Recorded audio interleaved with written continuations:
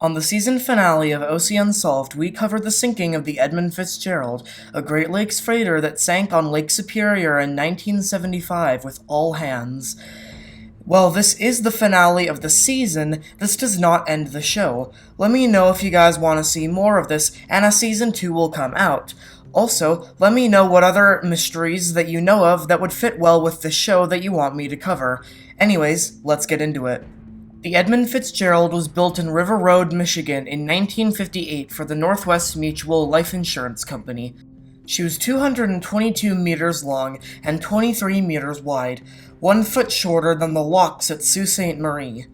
Named after the president of the Northwest Mutual Life Insurance Company, Edmund Fitzgerald, she was the largest ship on the Great Lakes at the time, but the launch became an omen for what was to come.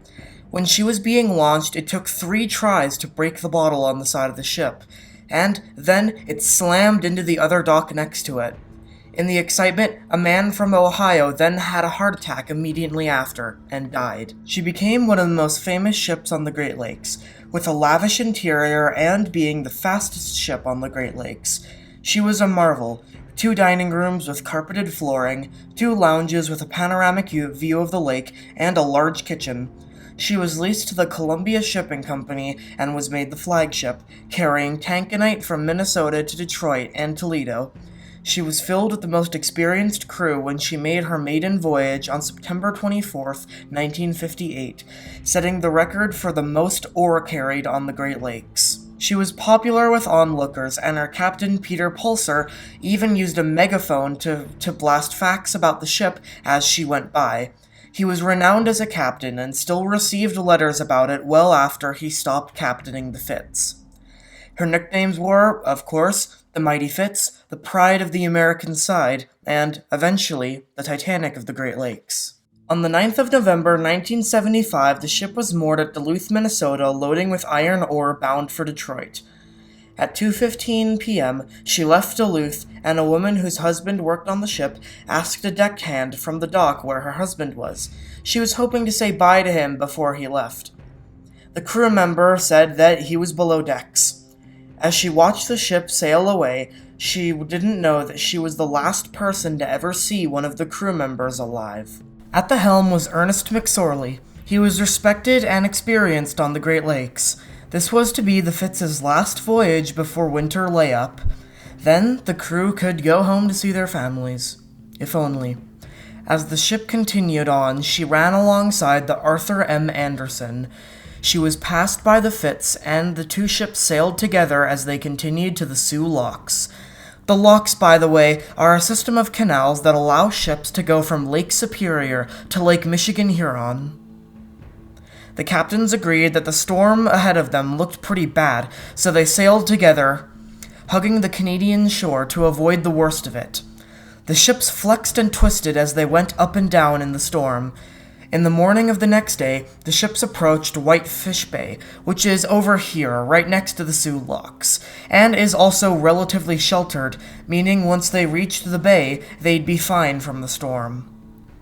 The 2 ships lost visual contact from each other, being the last time anyone saw the Fitz at 2:45 p.m. on November 10th. The Anderson turned west to avoid the 6 Fathoms Shoal, an area with shallow waters that had sunk ships before, but the Edmund Fitzgerald stayed on course, coming close to the shore at 3:10 p.m.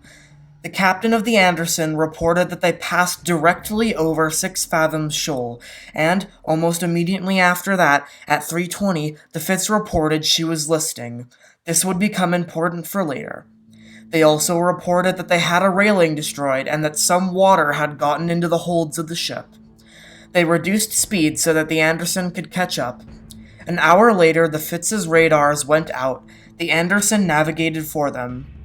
Soon after, the Anderson let the U.S. Coast Guard know about what was going on at 5:30 p.m. She was an hour away from Whitefish Bay. However, the Whitefish Bay lighthouse was not operational. The Fitz could not see anything. They were navigating blind. At 7:10 p.m., the Anderson asked, "Oh, by the way, how are you making out with your problems?" McSorley of the Edmund Fitzgerald said, "We are holding our own." This would be the last time anyone heard from the Edmund Fitzgerald. The Anderson crew tried to look for the Fitz, but they could not see the lights. 10 minutes later, the Anderson's radar stopped picking up the Edmund Fitzgerald. The Anderson called other ships to confirm that no one could see the Edmund Fitzgerald. At 9:03 p.m., the Fitz was declared missing. The Anderson went back out to sea to look for her, and US and Canadian Coast Guard helicopters went out to go find the ship. No one was ever found. The next morning, the Anderson found a boat floating in the water. They picked it up. It was a smashed lifeboat bearing the name Edmund Fitzgerald. The ship had sunk. 4 days later, side-scan sonar found 2 large objects at the bottom of the lake, and the next year, they confirmed it was the Edmund Fitzgerald, sitting 160 meters underwater in 2 parts. The bow was sitting upright and the stern upside down, with pieces of the ship everywhere. Over the years, surveys were conducted of the wreck until 1994, when a body was found. This became a huge controversy, and a sub, or even an ROV, has not been to this wreck since 2005. That year, the Ontario Heritage Act ended dives to the Edmund Fitzgerald, so what we know now is all that we will ever know, which is kind of frustrating. The last update that we have about the wreck is that the side of the bow has collapsed in. And with that, let's get on to the theories. Theory 1 is the Coast Guard's findings, that the hatches were not sealed properly, causing a slow flooding of the cargo hold, leading to her sinking. This was met with outrage from families, saying that the crew secured all the hatches, and even citing that the clamp hatches on the wreck were in perfect order. This has even been hinted at in the famous Gordon Lightfoot song made about the wreck of the Edmund Fitzgerald. However, as I just mentioned, last time someone dived to the wreck, or even the first time, they were able to see that all the clamps were still intact, except for the ones that were ripped apart. Theory 2 is kind of 2 theories. It's that the ship sailed over 6 fathoms shoal and struck the rocks on the bottom. Then, water entered the ship. As it did, the Fitz slowly listed, and eventually, after going down on one wave, the ship just never came back up. As it split, she sank and settled on her current position.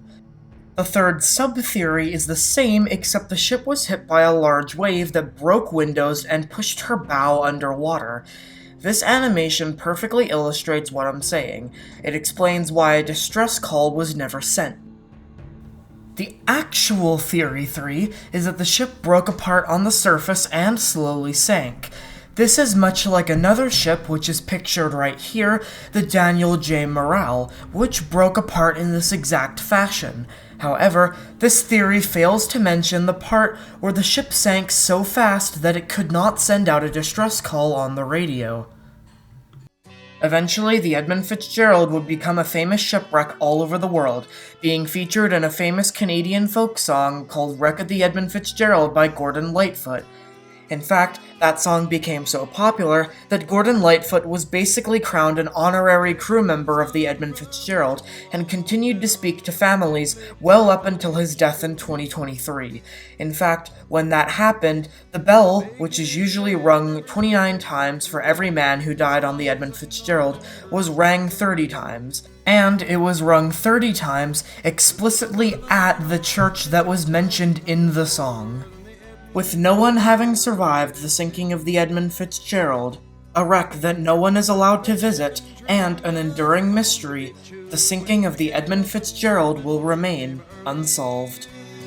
The ship was the pride of the American side, coming back from some mill in Wisconsin.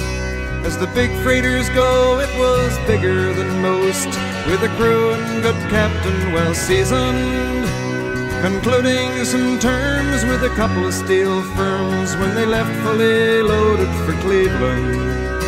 Then later that night when the ship's bell rang, could it be the north wind they'd been feeling?